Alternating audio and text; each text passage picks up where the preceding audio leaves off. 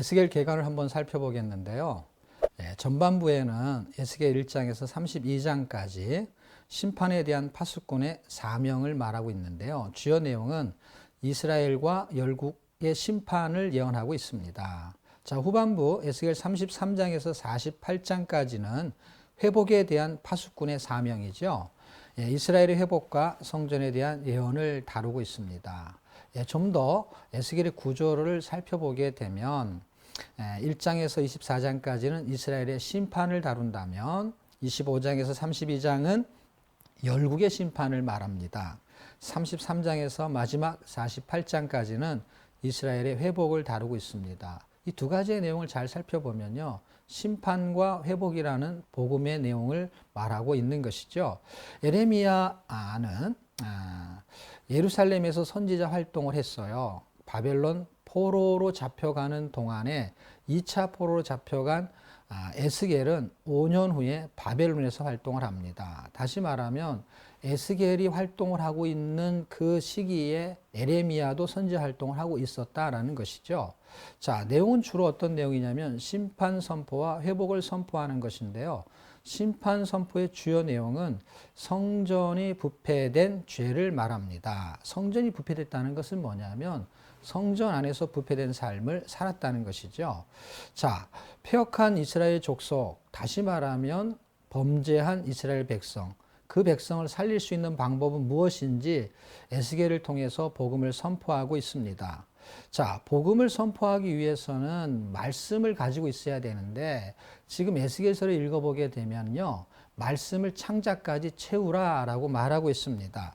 자, 우리가 순대를 먹어봤잖아요. 순대에다가 말씀을 채우는 것, 다시 말하면 창자에다 말씀을 채운다라는 의미는 꼭 말씀 순대와 같다라는 생각이 듭니다.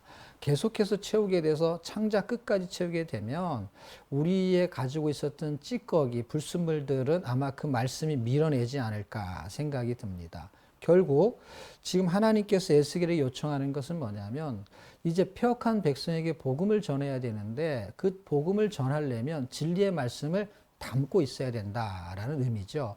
결국 우리도 마찬가지입니다. 우리도 누군가에게 복음을 전하려면 말씀을 창자까지 채우는, 그렇게 말씀을 채우는 은혜가 필요하지 않겠나 하는 생각이 듭니다. 우리가 지금 성경을 읽고 있는데요, 아마 이것도 말씀을 창자까지 채우는 그런 하나의 작업이라고 생각하면 좋겠습니다. 자, 하나님께서는 그 이스라엘 백성에게 살릴 수 있는 방법을 선택하셨음에도 불구하고 이 에레미야가 선포한 대로 항복하고 또 예루살렘은 멸망하게 될 것이라는 선포는 계속해서 이어지고 있습니다. 그러면서 에스겔 8장과 11장의 내용을 잘 살펴보게 되면 하나님께서는 지금 있는 예루살렘 성전을 떠나서 이제 다른 곳으로 성소를 옮기겠다라고 말씀합니다. 자, 그 장소는 바벨론이고요. 바벨론의 임시 성소를 차리는 이유는 무엇일까요? 간단합니다. 지금 있는 성전을 헐어버리려는 것이죠. 다시 말하면 어떤 건물이 부패되고 잘못됐고 노후됐다 그러면은 그것을 새로 재건축하기 위해서는 리모델하지 않는 이상에 헐어버려야 되거든요. 그래서 당신의 백성들을 이주시키고 재건축을 하려는 목적을 가지고 있습니다. 하나님께서는 성전 재건축 이주 대책을 쓰고 있는데요. 이 백성들은 그 이유를 알지 못했습니다. 그래서 이 성전에 발목이 잡혀가지고 그 성전에서 우상을 섬기는 삶을 살고 있었죠. 자, 그럼에도 불구하고 하나님께서는 그들에게 깨달음을 주기 위해서 성소를 떠나서 예루살렘을 떠나서 바벨론에 가시게 됩니다.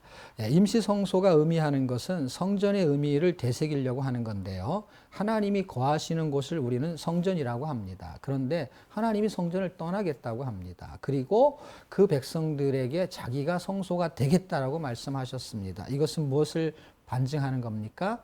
성전은 건물이 아니고 하나님이라는 것을 정확하게 에스겔이 설명하고 있습니다. 그래서 그들이 범죄했을 때 성전을 날려버리지만 하나님께서는 회복하기 위해서 다시 성전을 짓는 그 에스겔 40장에서 48장까지의 내용은 성전의 회복을 설명하고 있습니다. 그들이 언약을 어겼습니다. 그럼에도 불구하고 하나님은 새 언약의 언약을 가지고 성령을 통해서 굳은 마음을 제하고 이 부드러운 마음을 주셔서 그들을 마른 뼈를 다시 회복시키는 복음의 은혜를 통해서 그들을 무덤에서 건지십니다. 그리고 그들을 회복시키는 그 결과물을 회복된 성전을 통해서 보여주게 됩니다. 이게 에스겔이 우리에게 주는 아주 중요한 회복의 메시지라고 볼 수 있습니다. 감사합니다.